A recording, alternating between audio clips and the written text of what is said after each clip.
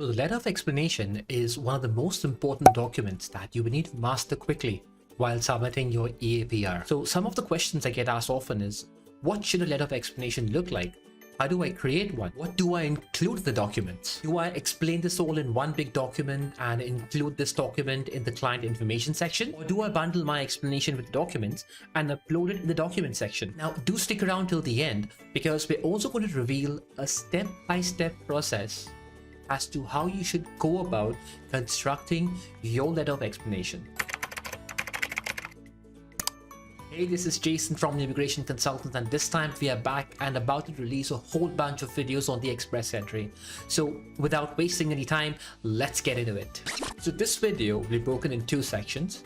In the first section, we'll talk about the letter of explanation in general and why is this an important document. The second section, which is also a bonus section, will give you key tips as to how you should go about constructing your letter of explanation. The most important reason for writing a letter of explanation is to make the job of an immigration officer easy and not complicated. So remember, if you don't need to explain something, you just don't need to create a letter of explanation just for the sake of it. So I would break the letter of explanation into two types.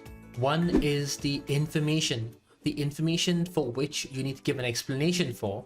This is the information you would generally put in the client information section in the letter of explanation. And the second type is a document. So let's say if you have a document that's not very clear and requires some further explanation. In that case, you would combine your explanation with the document and upload it. If you need to explain something to the immigration officer about your education document, I would include a document-specific letter of explanation, more like a cover letter, and attach it to the beginning of the document for which you would be uploading in the education section. Whereas if you're trying to explain your answers either for your travel history or work history, in that case, you would upload the information in the client information section. So unfortunately, I cannot give you a template for the letter of explanation because the thousands and thousands of you probably that would be watching this video would all then have the same template. Instead, what I am going to do is give you a structure.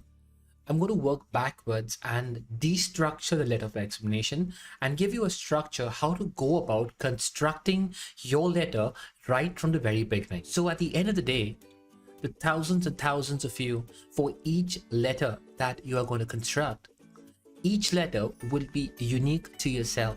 And I believe this to be the most important thing.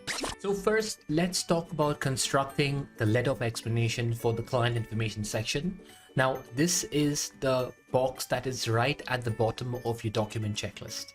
So this here is a basic structure of what a letter of explanation for the client information section must comprise of. Letter of explanation is broken in three parts, which is your name and your passport number. Then the introduction, where you will be introducing yourself to the immigration officer. And the third and final part, which is the main section or the body of your letter, which will contain all the information. Part one is probably the most easiest part in constructing your letter of explanation. So in this, you got to identify two important aspects. One being your name. Your name has to be exactly as in your passport. And second is, of course, your passport number, which you would also get from your passport. So in part two, basically, here you are introducing yourself to the immigration officer. And part two, you would have to explain to the officer as to what you want him to know and outline how you set things up for him. Remember, your job is to make it easier for the immigration officer and not difficult. First, you may begin by telling the officer, why are you writing this letter of explanation? You will next answer the question, how is your letter of explanation going to help the immigration officer? Remember what we spoke about earlier? Our job is to make it easier for the immigration officer and not difficult. So here you will discuss your construction method. You'll talk about your headlines, your sub-headlines, and so on. So let's talk about how you're going to present your report to the immigration officer. So your report will be divided into four sections. You will first begin by listing your main heading. In this case, it's the personal history section. You will then list the subheading. In this case, is the travel history section, which is under the personal history section. So for the heading 3 topic, you will then paste the question exactly as to what your explanation is for. And finally, in your explanation, you just give the explanation. Now, to write your explanation, you don't need to give a long background story about what has actually happened and why it happened and when it happened. You directly need to come to the point. Last but not the least, you would also include a kind of a table of content for your supporting documents. So for the supporting documents, what you would ideally do is you would state the name of the document, and then you can mention the page number as to in which page number of your file have you attached the document. So to summarize a letter of explanation for the client information section, you would first need to list your name and your passport number. Remember, your name exactly needs to be as per your passport. Next, you would need to introduce yourself to the immigration officer. So here you would be giving answers to 3 basic questions. The first question is, why are you writing the letter of explanation? The second question is, how is your letter of explanation going to help the immigration officer? And the third question is, how have you constructed your letter of explanation? Another very important point is to actually prove to the immigration officer that your knock code is actually the correct knock code indeed, and at least 70% of your job duties match the knock code. Here you could probably prepare a document to show how your job duties match the job duties of your knock code. The next type of letter of explanation is your document related letter of explanation. So here you would attach your explanation as a cover letter to the document and upload it in the relevant section. So here you can give explanations for your passport, your medical exams, your police clearance certificates, your education qualification, your employment records, your proof of funds, and your digital photo. A pro tip here: to prove your record of employment, you would actually need to upload documents for each position that you had. So now let's construct the letter of explanation for the document section. So you would first list on this letter as to what the document relates to. You will then list your name, your passport number. You would give a brief introduction. You will then give your explanation and attach supporting documents. So here I'm deconstructing the letter of explanation. So we first begin by giving information about what this document actually relates to. We followed up by our name and our passport number. After which we then give an introduction to the immigration officer as to what this document is about.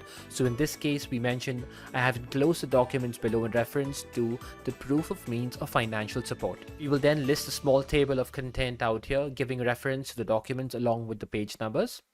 After which you would give your explanation. So in this case, let's say if you have an explanation about the gift deed, wherein number if you borrowed the money from your parents, so that's the explanation you actually put over here. And then you may want to attach a supporting document. So in this case of a gift deed, you may probably want to attach a copy of the notarized gift deed. So just to summarize the letter of explanation, I would say don't hide anything, bring it all out there. If you think something is going to be a problem, bring it out there and explain to the officer as to why in fact that's not actually a problem. The last thing you want to do is for the immigration officer to stumble on something and then actually question your entire file. Then that really would become a problem for you. Be to the point, don't give a long history. Remember the bowler? Just bowl the ball, ignore the runner. So that's all about the letter of explanation, both for the document and for the information section. Again, just a reminder, do not wait for the officer to discover your problem. Rather, you bring out your problem out there. Because once an officer discovers a problem, he's bound to probably have a negative opinion about you. And that could probably affect your file too. So that's it for the letter of explanation. I hope you enjoyed the video. If you have any comments or any thoughts, do list it down in the comment section below. And as I said at the start, we are coming out with a whole bunch of videos for the express entry. So do consider subscribing to our channel. I'll see you in the next one.